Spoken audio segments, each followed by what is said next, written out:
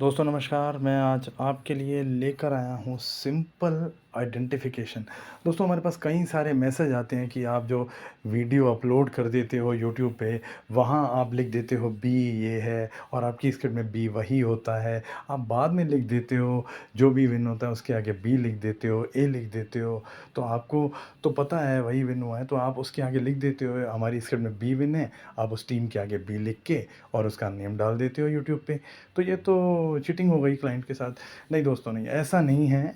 ए और बी हम वहीं सेलेक्ट कर लेते हैं जहाँ पर मैच शुरू होता है, वहाँ पर हम ए और बी सेलेक्ट कर लेते हैं। मगर अब उस समय हम बता नहीं सकते, क्योंकि जो क्राइटेरिया चल रहा होता है उसमें हम डिसाइड करके और हम बता देते हैं ये बी है। और जो विनर होता है वो लास्ट में उसी क्राइटेरिया पे बेस्ड होता है या लोअर ऑड्स पे आ जाता है। तो ये आइडेंटिफ़ाई करना कि ए और बी कैसे होता है, दोस्तों इसमें बहुत सारे क्लॉज़ेस लगते हैं। वैसे तो बहुत सारे क्लॉज़ेस हैं, सुपर डोमिनेट ज़ोन है, एक वाइसा वर्सा क्लॉज़ है, सप्रेस रिबेल है और टाइम स्प्लिट ज़ोन है। ये बहुत सारी चीज़ें जो एस्ट्रोलॉजी के साथ जैसे गूँथ कर बनाई जाती हैं, सब मिलाकर एक मसाला तैयार होता है।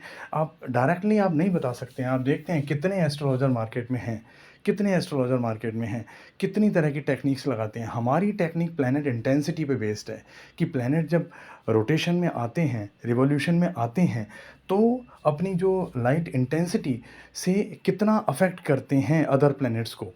परसेंटेज वाइज़ वो घूमते हुए, जैसे देखिए अर्थ रोटेशन भी कर रही है, रिवॉल्यूशन भी कर रही है। तो रिवॉल्यूशन और रोटेशन से वो पास जितने भी प्लैनेट्स उसके आगे पीछे से गुज़र रहे हैं, तो उनको कितना अफ़ेक्ट करती है। तो उस इंटेंसिटी पे हमारा जो बेस्ड है ए और बी को डिसाइड करना। ये बहुत साइंटिफिक मेथड है दोस्तों। इतना डीप में हमें पता है कोई नहीं जाना चाहता। यहाँ पर तो ऐसे लोग हैं जो सीधा बोलते हैं आप ये बताओ हम ये कर दें। तो दोस्तों वो उन्होंने अगर यहाँ तक वीडियो देख लिया तो वो बंद कर दें, उनके समझ में नहीं आएगी। तो मैं आपको बता रहा हूँ आप आइडेंटिफ़िकेशन कैसे करेंगे। वैसे हमने कई बार ए और बी को पहचानने के तरीके दिए हैं दोस्तों। हमारी पिछली कई वीडियोज़ हैं how to identify A B. आज हम T20 का ए बी जो बता रहे हैं, आज हम बहुत ही गहरी रिसर्च के बाद आपके लिए लेकर आए हैं, डीप रिसर्च। बहुत ज़्यादा रिसर्च के बाद ये फ़ॉर्मूले तैयार होते हैं दोस्तों। और ये फ़ॉर्मूले इम्प्लीमेंट आप करेंगे तो हमारी स्क्रिप्ट जो आप देखेंगे यूट्यूब पे, उसके बाद आपको मालूम पड़ जाएगा कि ये बी क्यों है और ये ए क्यों है। और जो किसी के ज़ोन में अब मैंने आपको बता दिया क्लॉज़ेज़ होते हैं वाइसा वर्सा। सबसे इम्पोर्टेंट क्लॉज़ यही है वाइसा वर्सा। जब भी 70 प्लस के ज़ोन में आपका 70 प्लस का ज़ोन किसी का चल रहा है, बैटिंग का चल रहा है, बॉलिंग का चल रहा है, उसकी स्ट्रेंथ में अगर कोई और इंटरफेयर कर देता है, अचानक से कोई और आ जाता है, तो आप समझ जाएँगे कि अगर उसका फ़र्दर टाइम है, जो इंटरफेयर कर रहा है, उसका फ़र्दर टाइम जो स्क्रिप्ट में है, वो एलिमिनेट हो जाएगा। ये चीज़ आपको वहाँ ऑन द स्पॉट समझ में आएगी। हमने वाइसा वर्सा पे बहुत सारे वीडियोज़ डाल रखे हैं दोस्तों। तो मैं आपको बताऊँ, आज हमने एक टेबल फ़ॉर्म करी है आपको बताने के लिए। सिंपल है वो बिल्कुल। थोड़ा-सा कन्फ्यूज़न होगा, मगर आप धीरे-धीरे प्रैक्टिस वाइज़ आप पहचान सकते हैं कि हमने जो ए और बी नोटेशन दिया है वो ऐसे ही नहीं दिया है। तो दोस्तों चलते हैं टेबल की तरफ। देखिए ये टेबल आपको दिखाई दे रही है, T20 टेबल आइडेंटिफिकेशन। आपको ऊपर एक बैटिंग का मार्क दिखाई दे रहा है, एक बॉल का मार्क दिखाई दे रहा है। हमने यहाँ बताया कि 90% और 84% ये 2 नोटेशन बिल्कुल सिमिलर होते हैं। 84% में थोड़ा-सा कंसेशन दिया जाता है, बॉलिंग टीम को भी 16% दे दी जाती है। 90% में कोई कंसेशन नहीं है, बॉलिंग का बिल्कुल इंटरफेरेंस बिल्कुल बंद है या बैटिंग का बंद है, जो भी ज़ोन चल रहा है। देखिए दोस्तों, अगर बैटिंग का ज़ोन है तो मैं आपको बता दूँ 9 और 9 प्लस का आरपीओ आना चाहिए, अचीव हो जाना चाहिए उस ज़ोन में शुरुआत से ही। और अगर नहीं होता है तो कंडीशन अलग हो जाती है। जैसे मैनहट्टन ग्राफ मैंने आपको बताया, ग्राफ से आपको मालूम पड़ जाएगा कि कितने का आरपीओ चल रहा है। ये आप मेज़र कर लेंगे, ये आप देख लेंगे कि आरपीओ कितना चल रहा है। तो बाय प्रैक्टिस आपको आ जाएगा from start big part of zone. Zone का बड़ा पार्ट, जैसे मान लो ज़ोन 25 मिनट का है, उसमें 6 ओवर हो जाते हैं, तो एक बड़ा पार्ट उसके हाथ में होना चाहिए और 9 प्लस का आरपीओ होना चाहिए, अगर 90% बैटिंग है तो। और अगर बॉलिंग है तो आरपीओ बिलो 6, मतलब रन बॉल से भी नीचे या ज़्यादा 7 से नीचे ही रहेगी। 7 भी नहीं आनी चाहिए, 6 से नीचे ही रहेगी रन बॉल, और लगातार कंटिन्यू विकेट आते रहेंगे और कंटिन्यू रन बॉल से नीचे ही रहेगा स्कोर। और स्कोर पे बैरियर लग जाएगा, रन बॉल बैरियर लग जाता है, उससे ऊपर जाएगा नहीं स्कोर। और अगर चला गया तो वो सुसाइड कर रही है टीम जो बॉलिंग के ज़ोन में बैटिंग परफॉर्म करने लग गई और रन बॉल बैरियर से ऊपर चली गई, वो अपना सुसाइड कर लेगी। अगर उसका आगे कोई ज़ोन भी है तो वो भी नहीं आएगा, वो बहुत मुश्किल हो जाती है बात। मगर ऐसा होता नहीं है दोस्तों, जो 90% चल रहा है वो ज़ोन हट जाएगा तो कोई और बात है, क्योंकि स्क्रिप्ट में कई ज़ोन होते हैं। तो मैं आपको बता दूं, जो बैटिंग है अगर वो है तो 9 की रन रेट से, और अगर बॉलिंग है तो बिलो रन अ बॉल चलेगा बिल्कुल, और विकेट्स कंटिन्यू आएंगे। ये फर्स्ट ओवर से परफॉर्मेंस है, ये फर्स्ट ओवर से परफॉर्मेंस देखने को मिलेगी। 90% बैटिंग है तो फर्स्ट ओवर से दिखेगा आपको फायर्स नेचर, और बॉलिंग है तो फर्स्ट ओवर से ही दिख जाएगा नेचर आपको। या तो रन नहीं आएंगे, या सेकंड ओवर में विकेट आ जाएगा, या फायर्स नेचर होगा, फर्स्ट ओवर से फायर्स नेचर होगा। दोस्तों ये जो चीज़ मैं बता रहा हूँ आपको रिमार्क में, इंटरमीडिएट, अब इन दोनों के बीच में जो परफॉर्मेंस हो जाती है, रन बॉल भी नहीं हो और 9 भी नहीं हो, 7-8 हो, अब आपको वेट करना पड़ेगा 7-8 में, क्योंकि 7-8 और 8.5 तक आरपी हो जा रहा है। 8.5 तो बहुत क्लोज हो गया, इसीलिए अंडरलाइन किया हमने उसके नीचे। 8.5 तक आरपी हो जा रहा है, या 7 आरपी हो जा रहा है, और विकेट नहीं जा रहा, मगर 7 आरपी हो ही जा रहा है, बिल्कुल नहीं खेल रहा है। तो दोस्तों यहाँ पर आप देख सकते हैं कि जब पोटेंशियल 90% का है तो वो 7 आरपीओ यहाँ पे पार नहीं पड़ेगी, वो सही नहीं है।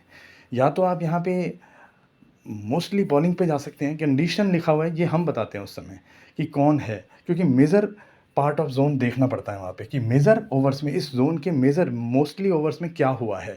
सिंगल ओवर परफॉर्मेंस को हम नहीं मानते यहाँ पे। जैसे मान लीजिए पहले ओवर में 7 रन आते हैं, दूसरे ओवर में 6 रन आते हैं, और फिर तीसरे ओवर में 18 रन आ जाते हैं, फिर चौथे ओवर में फिर 5 रन आते हैं, विकेट आ जाता है। तो सिंगल ओवर परफॉर्मेंस को नहीं मानते, जो मेजर जोन होता है उसको मानते हैं, उसको मद्देनज़र रखते हुए आरपीओ चेक होती है। और चाहे 90% की भी बात करें, शुरुआत बैटिंग की भी करें उसमें भी, चाहे यहाँ पे इंटरमीडिएट की बात करें, तो यहाँ पर कि जो इंटरमीडिएट होगा तो उसमें सिंगल ओवर परफॉर्मेंस नहीं होगा, और उसको देख के बात की जाएगी। और अगर विकेट्स आ रहे हैं, डेफिनेटली बॉलिंग टीम डोमिनेट है, क्योंकि 90% में बैटिंग में विकेट की कोई जगह नहीं है, और विकेट के साथ भी 7 की रन रेट है, 7.5 की है, तो भी बॉलिंग ही डोमिनेट है दोस्तों। ये कंडीशन अप्लाइड है, ये आपको देखना पड़ेगा, ये आप देखेंगे प्रीवियस मैचेस को चला के तो आपको पता पड़ेगा कि हाँ ऐसा है। ये इस तरीके से ए और बी डिसाइड होता है। 80% की बात करें, यहाँ से ईजी है। 90% का सबसे मोस्ट कन्फ्यूजिंग पार्ट जो है यही रहता है दोस्तों, कि इंटरमीडिएट नेचर हो जाता है, वहाँ आपको सोचना पड़ता है थोड़ी देर रुक के, और आपको ए बी डिसाइड करने में थोड़ा टाइम लगता है।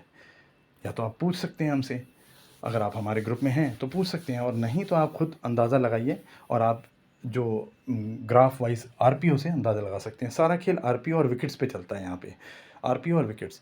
तो 80-84% में दोस्तों मैं आपको बताऊँ, 8 प्लस की आरपीओ होता है, और लेस देन 3 विकेट्स, 3+ विकेट्स नहीं जाने चाहिए यहाँ पे, क्योंकि 80% का जोन है। बॉलिंग को सिर्फ 20% मिला है, 20% में आप इतना बड़ा पार्ट नहीं ले सकते। 3+ मतलब 4 विकेट नहीं ले सकते, वो इंटरफेयर हो जाएगा आपका, इतना विकेट नहीं जा सकते। वो इंटरफेरेंस की बात यही हो जाती है कि अब जो बॉलिंग का जोन होगा उस पर इफेक्ट आ जाएगा, वैसे तो जाएंगे ही नहीं। आप आरपीओ को हमेशा मेज़र करिए, आरपीओ हमेशा जोन वाइज ही होनी चाहिए। 80-84 में 84 ऊपर भी लिखा है हमने, 90 का नेचर भी 84 तक होता है, और 84 से नीचे 83, 82, 80, 81 यहाँ पर 8 और 8+ का आरपीओ होना चाहिए, और वो मेज़र ही रहेगी।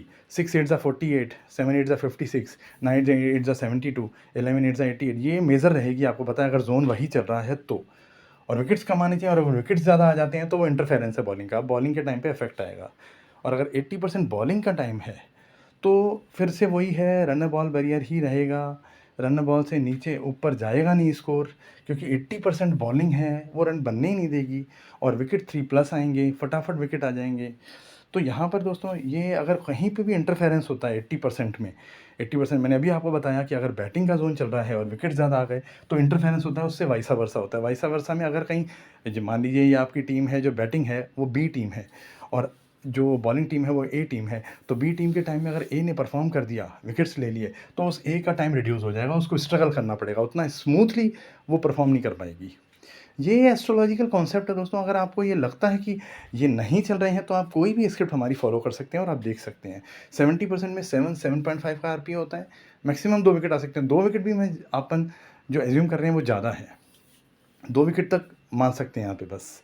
और अगर जो बॉलिंग डोमिनेट है उसमें तो आरपीओ वही रहेगी, 7 तक जा सकती है उसमें आरपीओ, मगर विकेट्स ज़्यादा आएंगे इसमें।